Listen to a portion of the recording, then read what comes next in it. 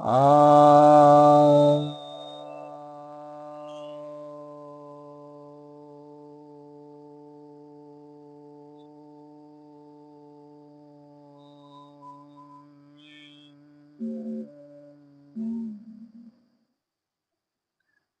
सभी भक्तजनों को सप्रेम नमन।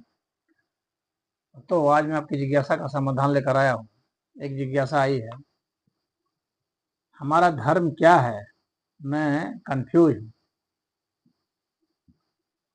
वैदिक धर्म है, सनातन धर्म है, हिंदू धर्म है, क्या कहना ज्यादा सही है? देखिए, ये तीनों ही जो है अलग अलग परिप्रेक्ष्य में बताए गए हैं। जब कहते हैं हमारा धर्म वैदिक धर्म है, तो इसका मतलब होता है कि हमारे धर्म का मूल जो आधार है वो ज्ञान है। जब हमारा जोर ज्ञान पर होता है तो हम कहते हैं कि हमारा धर्म वैदिक धर्म है, ज्ञान आधारित धर्म है। बिना ज्ञान के धर्म हो ही नहीं सकता। तो वो ज्ञान आधारित धर्म है। वेद हम लोग का मूल है, ज्ञान हम लोग का मूल है।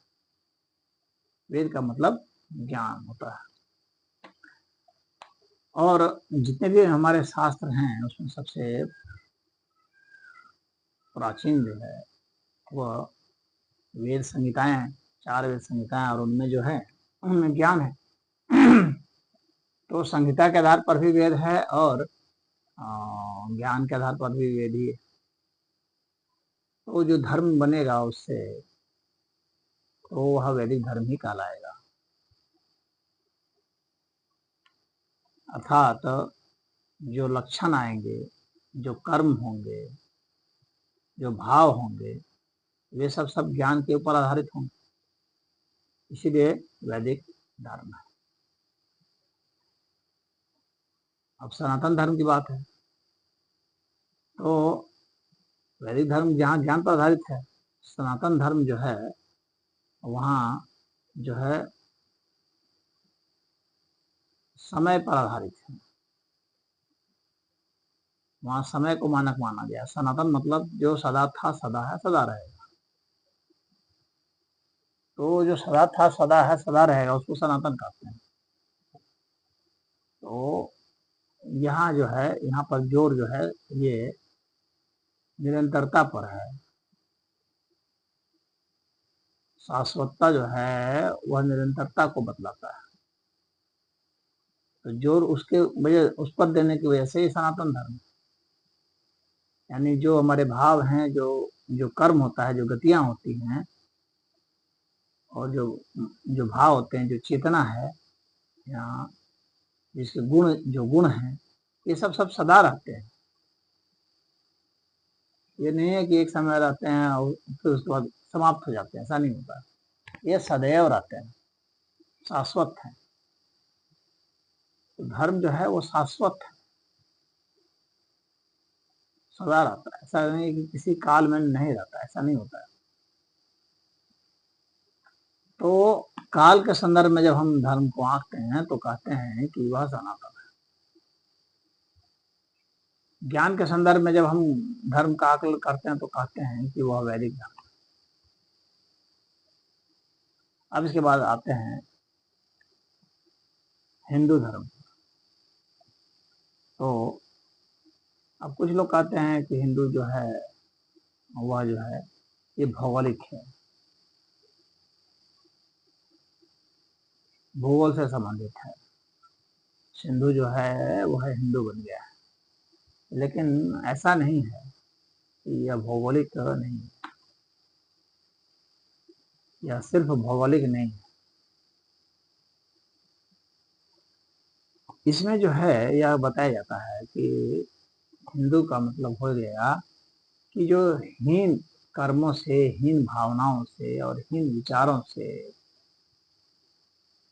अर्थात अज्ञानता से, इन सब से जो है दूर रहता है, इनका त्याग कर देता है, तो वैसे को हिंदू कहते हैं।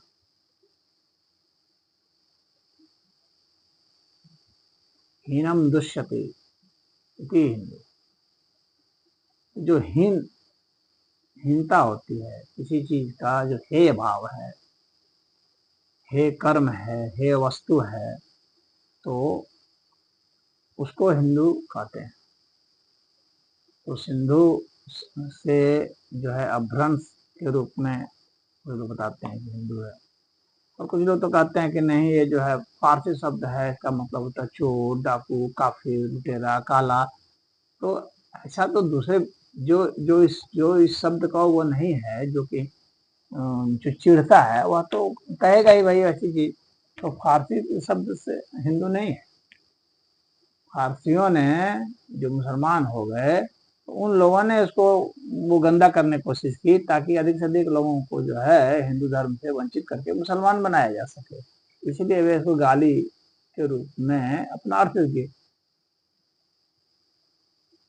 जैसे मुस्लिम का अर्थ है मुसल्लम, ईमान। तो वह तो है अपना उनका अरबी शब्द उसका।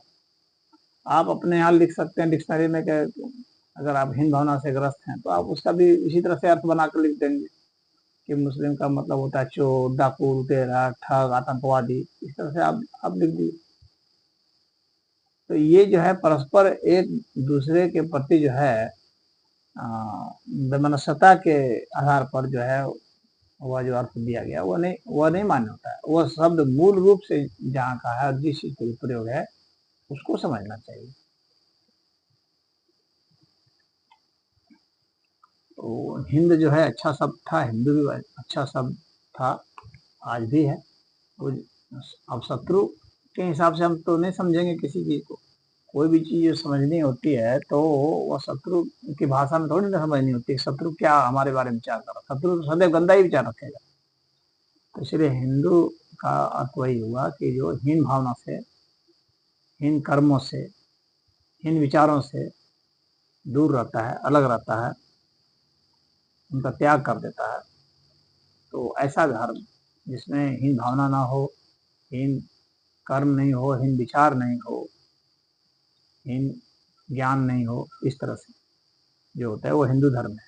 इसमें संस्कृति का भी समावेश होता है, यानी अन्य चीजें भी के साथ जो जुड़ती हैं हिंदू शब्द में।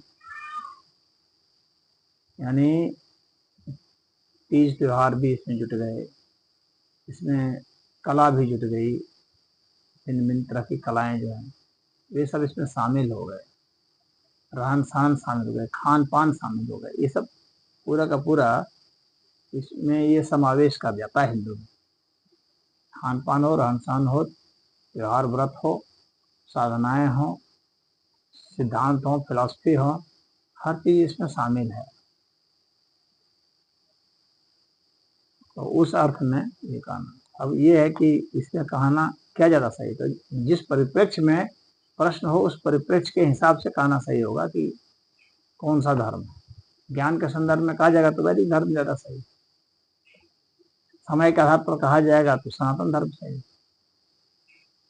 तत्व के आधार पर भी कहा जाएगा तो सनातन धर्म। तत्व सदा थे, सदा है, सदा रहेंगे,